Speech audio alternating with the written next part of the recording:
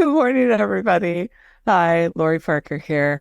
Um, I'm in a different location than I usually am because our house got hit by the flu, but I am here and sharing some information about probate today.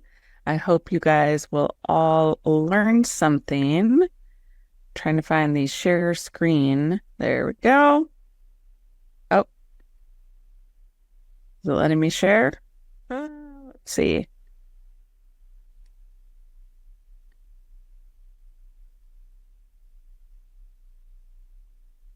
Alrighty. So here we go. Should be popping up. Is it not? Uh-oh. Gotta love it. Okay, I'm gonna stop the screen share, pop this up, and see if I can get it to share that way. Well, let's see. You gotta love technology. When it works, it's great. When it won't work, you're at a loss. So let's see here. Well, a little bit about me. I am Lori Parker. I am a managing broker who runs the Epic Home team. There we go. Now it's up. So I'm going to go back in and now do screen share. Let's see here. I swear I do Zooms all the time, guys. There we go. All right. Understanding the probate process.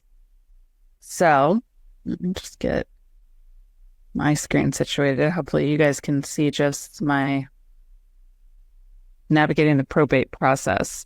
So for those who don't know what probate is, it's a legal process basically after somebody passes away. And sometimes people do probate, sometimes people don't. Now, can you close a deal where someone has passed away, an estate sale, if they haven't done probate? Yes, but you always have to check with title and make sure that you can do that. Probate is much better than just using the will. I will tell you that title companies are much more comfortable when probate is involved. So probate is helpful when doing legal transfer of title, settlement of debts, and distribution of remaining assets. So if there's no CPA or right of survivorship, probate is required when the estate includes solely owned real property. Key terms and definitions. Estate, all assets owned by the deceased, including real estate. Now, one of the terms that I have on here is executor, but just so you know, if it's a woman, it's an executrix. Learned that recently, thought that was pretty cool. An heir is a person legally entitled to inherit the deceased's asset. A will is a legal document outlining how the deceased wants their estate distributed. In-state is when someone dies without a valid will. So types of property ownership. Now, this is just for Washington State because I don't know the entire country, just so you guys are clear. Washington State is a community property state. Property acquired during the marriage is jointly owned, automatically inherited by the surviving spouse unless otherwise stated. Separate property is property owned by one spouse before marriage or acquired by gift or inheritance and is not automatically transferred to the surviving spouse. Now, trusts and other things of that nature will be handled as well, differently. Joint tenancy with the right of survivorship. The property passes directly to the surviving spouse without probate. So legal mechanisms for property transfer. Oh, here's my 4-year-old making a brief appearance. Community property agreement. It covers all property into the community property, avoids probate. Property passes automatically. Right of survivorship is built into joint tenancy, ensures direct transfer of the surviving spouse. Nope, buddy. Sorry, this is my 4-year-old Liam, and anytime he sees that there's a camera involved, he wants to be on. So Right of survivorship, I think I already went over that. Transfer on death deed, that designates a beneficiary to inherit the property without probate. So the probate process, yeah, sweetheart, the probate process is when a spouse passes away, determine property ownership, verify if the property is solely owned or jointly held. It checks for a will to establish if there's a valid will outlining property distribution. Filing for probate if a property is solely owned, probate may be required.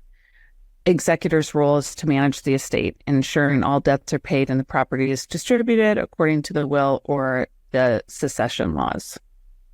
Transfer of title is the legal transfer of property title to heirs or surviving spouse. So, like I said, Washington, this is all for Washington state, and you do have to check your state laws, but spousal rights and intestate succession. So it occurs when there is no will. Washington law prioritizes surviving spouses and dependents. Surviving spouses share all community property, half of the property if there are children, or none at all. So the role of wills. I have closed multiple properties where it was basically no probate, and we had to use the will, and we went through the title company to make sure that it was allowable. So you do just have to check on that.